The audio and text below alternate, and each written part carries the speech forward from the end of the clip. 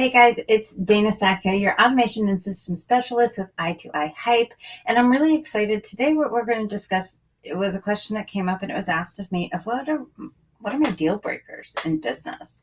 Most people do not know I have been in business most of the time with my husband for over 30 years.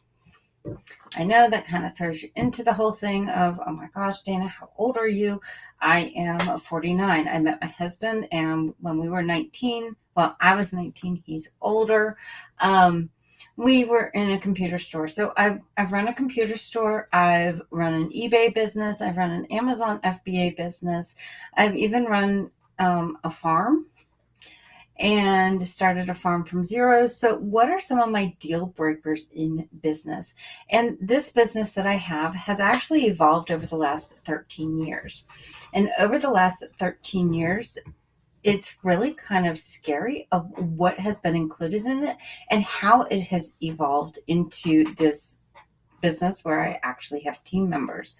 And when you start adding team members, you're kind of trying to build a team of people who are like you, who want to be part of an environment that you are producing. And so it's no longer just you. You're trying to, you're making this into a group and you're making it into an environment. So one of the major deal breakers I have is being ethical. Dana, that's kind of broad. It is broad. But at the same time, if it makes me feel queasy in my stomach when we're discussing it and I can't say an immediate yes to it, it really is going to be a deal breaker for me. I've ended contracts because of this. I've been asked to do things that I know that it is not an ethical thing to do. And by doing that, it changes things. It changes your attitude. And, you see it a lot, especially with virtual assistants out there. They'll be saying, I see it constantly. Hey, this person's asking me to do this. It doesn't quite feel right. Well, if it doesn't feel right, most likely you're not going to be comfortable actually doing it. And it might be something that might actually end up hurting your business. And that's where I have to look at it. Will it hurt my business and the way that I feel? Would I be able to do this action to the best of my abilities? And if that answer is no, even just a very small no or a hesitation with it, then I'm really going to have to back off and say, look, this is not something I'm willing to do. And in respect, I'm not willing to put my team in that position either.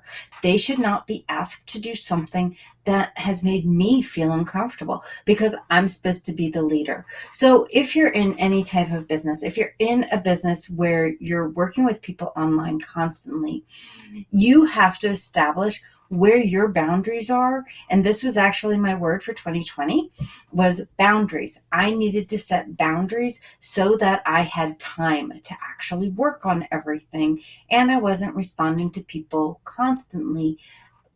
I was receiving texts in the middle of the night. Guys, that's not right.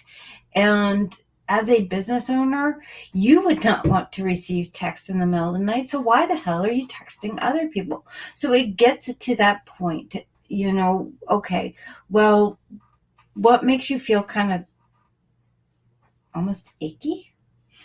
And what makes you feel like you can say, absolutely, I can do this? If it doesn't make you say, absolutely, I can do this, then just hold off. Just go ahead and wait. Sit with it. There's nothing that says you have to jump at a solution or an answer right then and there.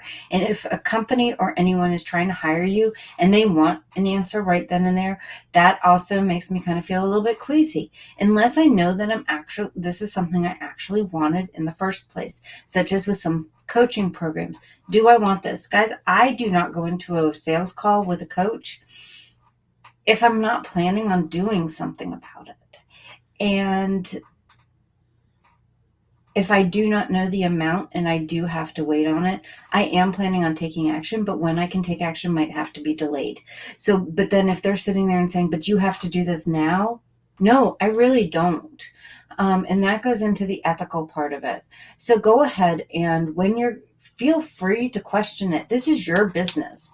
This is my business. This is how I choose to run my business. This is how I choose to invest my money. And it goes into what makes me feel comfortable and confident in my choice. If I am not 100% confident, or I'm even going to say, because we get those little weird feelings, if I'm not, we'll say 95% confident, because, we always have that little devil sitting there giving you a bunch of crap, then it may not be for me. And it may be something I need to sit on just a little bit longer. And it's kind of like, let me put it in the shopping cart at Amazon and see if I need it tomorrow. That has saved me thousands and thousands of dollars. It's the same type of thing with your feelings when you're investing in a business and when you're working with a client. And if you have that feeling, then you might want to hold back. All right. I hope that helps, and I'll see you again next time.